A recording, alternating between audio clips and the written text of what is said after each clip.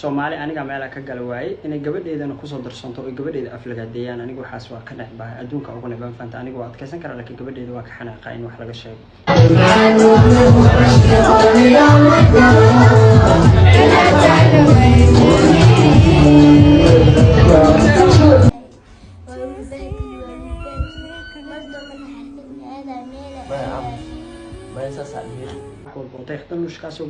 very sorry aad ugu xumahay igaraano Assalamu alaykum warahmatullahi wabarakatuh waan salaam dhamaan dadka halkan ku jira waxaan rabaa inaan ka hadlo arin labada maalin aan buunbuunayseen oo ku saabsan Moodirise runtii horta marka hore intaan ka hadlin arinta Moodirise waxaan rabaa inaan ka hadlo gabadheeda hodan waa 4 jir waa 4 sano iyo 6 bilood jirta 2017 August dhalatay dabayaaqadeedii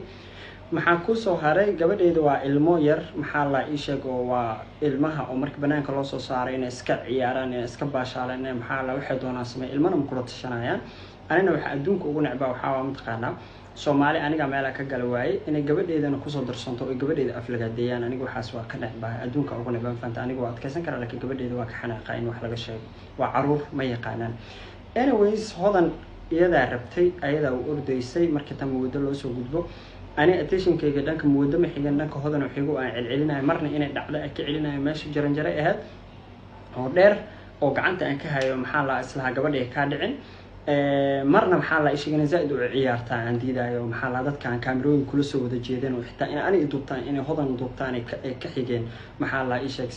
حدو عيب وقد كان أنا وانقرنا هذا كام فانت anyways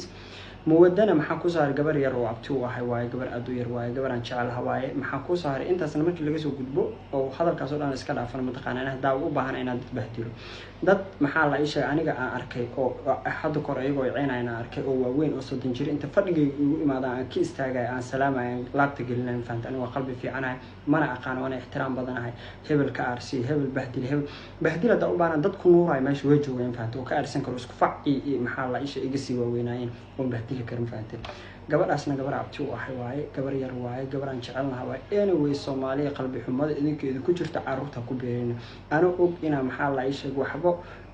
يعني aysan bahdili waxa saga heen aniga meeshan gabadheeda ay ilaalsanayo haddana ma rabo inaan qalbi xumadeeda ka qayb qaato oo yani dadka xumeynaya in aniga qayb ka noqdo maraba abti very sorry aad iyo aad uga raali noqo wax walba oo taxtan mushkaas oo gaar abti very sorry aad ugu xumahay igaraano thank you assalaamu calaykum Soomaaliyeed meel walba joogtay waa israanay waxa aragnay komentiyo badan oo la dhahayo mood waa bahdile mood maxaa laga bahdilaa reexdan nuushi wallahi billahi tallahi qof qalbi wanaagsan waaye fadhigoona oo kacay marka salaameeyay walaalayaalo hadalkaas si qaldan u bedelaysiin iska dhaaf please moodan niyada wax qaldan ha fikirinina wuxuu gabadha yar u celino waxay tahay gabadha yar ay dhicin u istahay si qaldan hadalka u dhigaysiin iska dhaaf please